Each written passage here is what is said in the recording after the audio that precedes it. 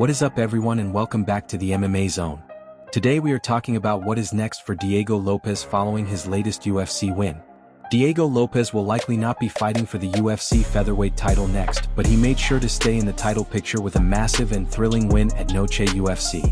Before we continue, make sure to leave a like on the video to help support the channel. Lopes took on Jean Silva in the card's headliner, which marked his first fight since April when he failed to capture the vacant title against Alexander Volkanovski. Early on it looked like Lopes might make quick work of Silva. After Silva threw an ill-timed spinning kick, Lopes took him down and controlled him on the ground while landing heavy shots for a long stretch. Silva managed to survive and came back strong in round 2, landing some punishing shots of his own. However, as Silva continued to push forward, Lopes caught him with a spinning elbow that sent him crashing to the canvas. Moments later, the referee stepped in to stop the fight and save a bloodied Silva from further damage. Things became tense after the stoppage as Lopes exchanged words with Silva's corner. Silva then appeared to take a shot at Lopes from behind, but cooler heads eventually prevailed. After the fight, Lopes spoke with Full Send MMA and explained why he confronted Silva's corner. According to Lopes, one of Silva's coaches had been disrespecting him online through multiple posts. Lopes said he would not have cared if the comments came from a fighter, but felt it was unacceptable coming from a coach. He made it clear that it was not Pablo saying Pablo is a good guy, but another coach who commented on nearly every post. Meanwhile, Nasrat Hakparas took shots at Silva online, writing "Talk less next time, little man." As for what is next for Diego Lopes, he is coming off a loss to the legendary Volkanovski, so he will likely need 1 or 2 more wins before earning another title shot. The UFC is expected to book Lerone Murphy to face Volkanovski next. Volkanovski also reacted to Lopes's performance and praised him following the fight. So again, nothing but respect to all of them. A lot of people are saying Jean Silva is going to be a massive threat. Obviously he's got that KO power, but you can see, I'll leave it at that. But everyone's always like, oh, I don't know about this fight, I don't know about that fight. Pico, Jean Silva, all these guys are going to be your big, the new coming evolution fighters, blah, blah, blah. I showed you I could take out these new evolution fighters. Diego's one of them, and he's taken out all these new evolution fighters. So, I'll leave it at that. Everyone is always saying I do not know about this fight or that fight. Pico, Jean Silva, all these guys are supposed to be the new evolution of fighters. I showed that I can take out these new evolution fighters. Diego is one of them, and he has taken out all of these new evolution fighters. I will leave it at that point. One obvious candidate for Diego Lopes is Movsar Evloev, who is also knocking on the door of a title shot. However, he withdrew from a bout with Pico last month due to injury. Evloev is currently ranked number 1 in the featherweight division. Another option is Yair Rodriguez, who has not fought since April when he recorded a decision victory over Patricio Pitbull. Yair is currently ranked number 3. When Lopes was asked by Daniel Cormier who he wants next, the Brazilian stopped short of naming a specific opponent. It will also be interesting to see what comes next for Jean Silva. Silva entered Saturday night riding a 13-fight winning streak and had established himself as a must-watch fighter. He was ranked number 10 heading into the event. While the loss was a setback, Silva is almost certainly going to be booked in another big fight. Jared Gordon was involved in a scary health situation before his fight last night. Gordon competed on the UFC card against Rafa Garcia. As he walked out, fans noticed that he was wearing a knee brace. While that is not unusual, it was later revealed by Belal Muhammad that Gordon had been hit by a car on Friday, the day before the fight. Gordon did not pull out of the bout. Belal wrote on X that Jared got hit by a car, popped his knee, and still chose to fight like a warrior. Huge respect to Jared Gordon, and hopefully the UFC rewards him for competing under those circumstances. Michael Page believes he is ruining the UFC plans. Michael Page has turned heads by becoming a top-ranked middleweight in the UFC, and he believes that doing so disrupted what the promotion initially had planned for him. When Page joined the UFC in 2024 from Bellator, he was expected to make waves at welterweight. He entered the promotion with a record of 21-2. After defeating Kevin Holland in his UFC debut, he was booked against Ian Machado Gary and lost via unanimous decision. Instead of staying at welterweight, he was then booked against middleweight Shara Magomedov and shocked many by winning. He followed that up with another win over Jared Cannonier.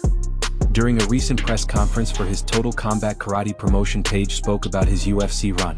He said he feels like he is in a difficult position because the UFC may have viewed him as a gatekeeper due to his age and brand. He said once he started beating those fighters, the plans changed and now more established fighters do not want to face him. Page also confirmed that he is still interested in fighting Carlos Prates despite Prates being booked to fight Leon Edwards at UFC 322. Page said he is hoping to fight in November or December and wants one more fight before the end of the year. Now for some UFC updates. It was announced that heavyweights Sergey Spivak and Shamil Gaziev will fight on November 22nd in Qatar. Spivak is coming off a decision loss in June and has gone 2-3 in his last 5 fights. Gaziev is riding a 2-fight win streak and last scored a stoppage victory in February. We still do not know if Conor McGregor will actually fight again or appear on the rumored White House card, but McGregor insists he will be part of the event. While speaking with street journalist Adam Glynn, McGregor said that the White House card is his event and that he is excited, motivated and ready. He also said he would be willing to fight even earlier in 2026 if the event date changes. Dana White has previously said there is a 1 in a billion chance that Jon Jones competes on the White House card. However, Dana has not ruled out McGregor. When asked by Jim Rome, Dana said he will begin building the card in February, and if everything lines up, Conor could be on it. Sherdog recently reported that Austin Hubbard, Maheshat Marina Moros and Preston Parsons are no longer listed on the UFC roster. All 4 fighters are coming off losses. However, John Morgan later confirmed that Nick Diaz, Ryan Hall, Al Iaquinta and Joe Lozon were removed from rankings eligibility but remain listed as active fighters on the UFC website. Arman Tsarukyan has finally been booked for competition but not in MMA. He will face Benson Henderson in a grappling match on September 19th at an ACBJJ event in Moscow. This will be Tsarukyan's 3rd grappling match of 2025. Henderson has not competed since September when he lost a boxing match and last grappled in 2023. Arman Tsarukyan has also received a warning regarding a potential fight with Ilia Topuria. While many believe Tsarukyan poses a serious threat to the champion, even one of his teammates does not see him winning the fight. Jean Silva, who trains at ATT, said that Tsarukyan has flaws on the feet and that Topuria takedown defense, grappling and boxing make it a very difficult matchup. Silva believes Topuria would be the favorite and could be a dominant champion for a long time. Finally, Khabib Nurmagomedov believes his cousin Usman is more well-rounded than Ilia Topuria. Usman is undefeated at 19-0 and holds the Bellator lightweight title. Khabib said that people can talk, but in his opinion Usman is the more complete fighter. Usman is coming off a close win over Paul Hughes and the two are scheduled to rematch on October. We're going to do a rain delay? It's never going to happen, man. You know what we do? We go boom, boom, boom, boom, boom, and all the fights roll all night. All talk's done. You don't need to see Rosie Perez breaking down fights and you know. The MMA community had a field day with this and called Dana White out in the replies to the clip. Fans labeled him a hypocrite and said he failed to keep his word. Here is what they had to say. Dana White said he wanted to cut out unnecessary time between fights and keep the card moving at a fast pace. He has not done that. The 4-fight main card started at 9:00 p.m. Eastern. It is now 12:23 and we just finished an awful co-main event with at least another 20 to 30 minutes before the main event begins. Boxing stinks. We are 1 fight into the main card after 80 minutes. Dana White said he was going to fix boxing. Canelo vs. Crawford had 30 minutes without a fight and counting. He did not fix that. It feels like years of my life passed while watching this card. Let me be very clear. No one, and I mean no one, has ever asked for concerts between fights. No one has ever become a paying pay-per-view or Netflix boxing fan just to watch a music artist perform 2 songs while everyone waits for the fights. You can save the money. Hope this helps. That it took 7.5 hours to get through 8 fights. 3 fights ended in under 4 rounds. 3 fights were 6 rounds or less. Boxing pacing is terrible. Dana promised a fast broadcast, but instead we are watching commercials and promotional segments praising Saudi Arabia. What were your thoughts on the event? Let us know in the comments. Help us reach 200,000 subscribers by subscribing to MMA Zone. The MMA community had a field day with this and immediately called Dana White out in the replies to the clip. Many fans labeled him a hypocrite and said that he failed to keep his word. Here is what they had to say. Dana White said he wanted to cut out the unnecessary downtime between fights and keep cards moving at a fast pace. He has failed to do that. The 4-fight main card started at 9:00 p.m. Eastern.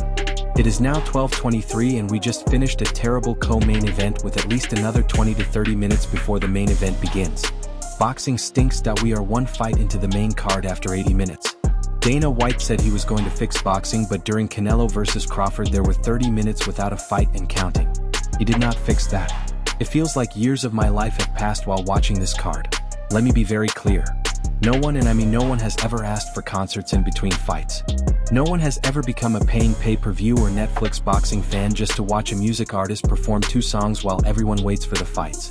You can save the money and just give us the fights that it took 7.5 hours to get through 8 fights. 3 fights ended in under 4 rounds. 3 fights were 6 rounds or less. The pacing of boxing is absolutely terrible. Dana promised this broadcast would move fast, but instead we are watching commercials and promotional segments praising Saudi Arabia. What were your thoughts on the event? Let us know in the comments. Help us reach 200,000 subscribers by subscribing to MMA Zone and turning on notifications for daily MMA content. We rarely miss a day.